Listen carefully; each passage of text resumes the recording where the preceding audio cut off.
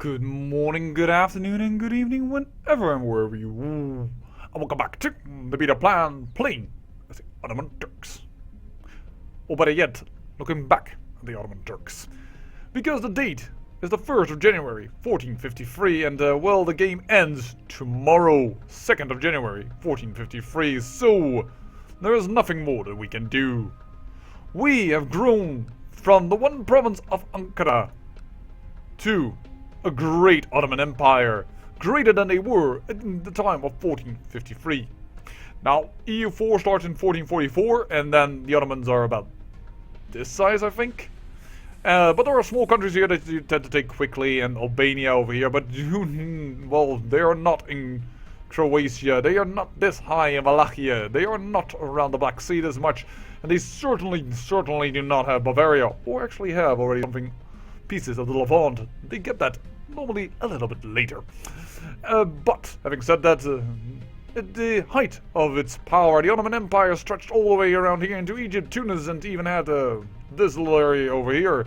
So yes, they were quite large, and they also even spread a little higher or a little wider into Russia, I think. A little bit, but not much. We're pretty close to that. And well, I want to continue with this game, but I cannot. I already got to warn you, when this episode goes up, it is over. It is over, I'm so sorry. At least when it comes to CK2. I want to convert it to EU4, but for now I cannot do so. There is some bug or something going on, at least it's just not simply allowing me to do so. So, the Ottomans end.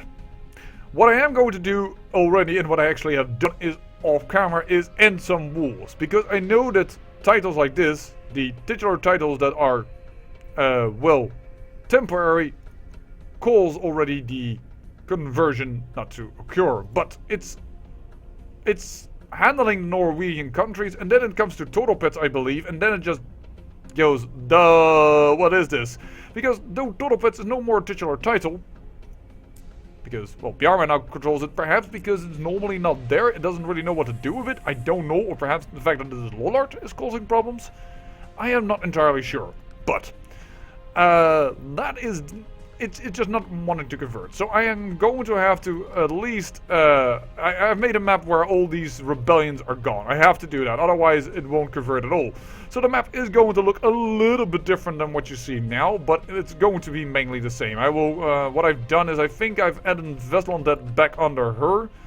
I actually think I gave her title away because she's Swedish and she has been installed by Faction Demand, which is... What? This is a Norwegian king, it's really weird. It's just because, probably because he made such a big error in judgment.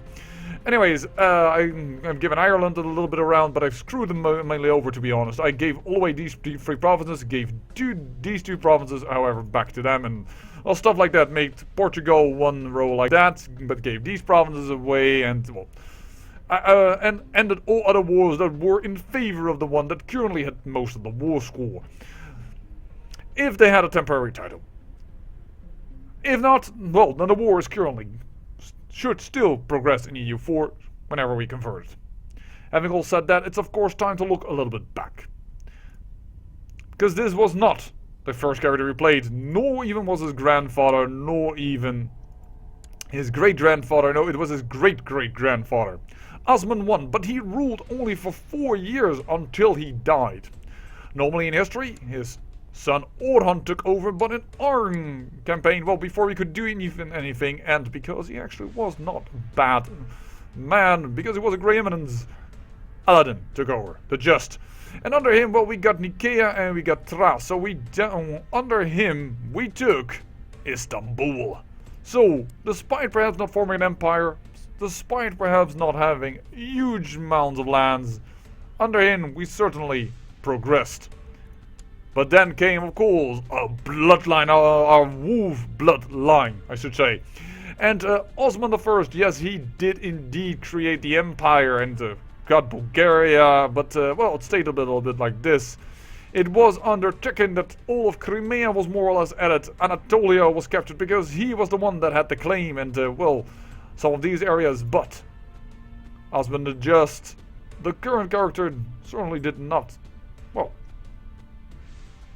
was certainly not an emperor of no small feats.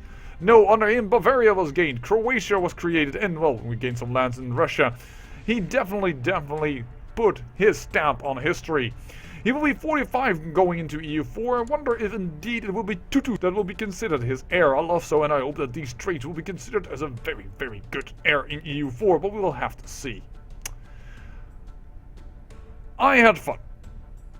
And we spread our culture wide. Turkish is more or less what, is standard in Anatolia.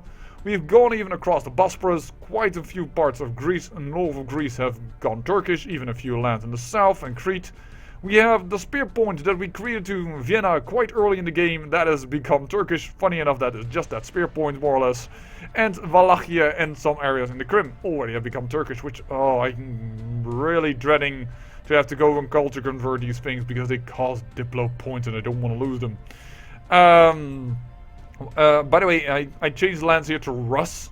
This land so that the capital was the same culture as the country. I thought that would be better for you for conversion before weird things like that happened. But yeah, when it comes to the faith, all of Anatolia, Sunni. Most of the Krim, Sunni. Most Bulgaria, almost except for one province, Nisos, all of it Sunni. Greece, most of it's Sunni, and yes, we even our spear point here, once again, Sunni. Though most of the lands we have in the west are Catholic, so we definitely are going to have some issues with that. Nonetheless, I think those issues are good. Because those issues would make a little bit of a, well, interesting play, I would say, for EU4. And I hope you are looking forward to the time when I can squash this bug with the help of the community, the forums, and, well, can actually give you the One-Province Ottoman campaign in EU4. But I also hope that the other campaign that's coming up for you to watch, and that will happen on the same day today, just 1 hour later, and then will become at the regular time of CK2. Well, I hope you will enjoy that as well. I thank you for watching and following me during this campaign of the growth of the Turkish culture, the Ottoman Empire, and the spread of the Sunni faith into both Russian territory as well as Western Europe. I thank you for watching, and remember, great peril yields great beauty.